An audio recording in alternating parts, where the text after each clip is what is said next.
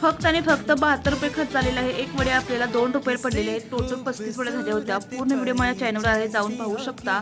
चला तर सर्वप्रथम अर्धी वाटी आपण गरा घेतलेला आहे, तो छान भाजून घ्यायचा.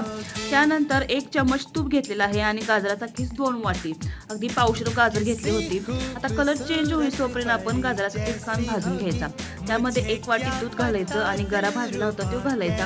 आता हे पूर्ण दूध आटल्यानंतर त्यामध्ये घालायची 1.5 वाटी साखर.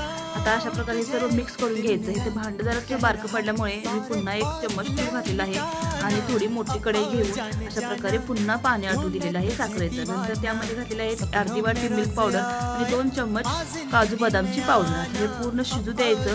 पाहू शकता दूध आणि साखर पूर्ण आटलेली आहे. पुन्हा 1 चम्मच तूप घालायचं, मिक्स करायचं आणि अशा प्रकारे सेट करायची आपण बर्फी.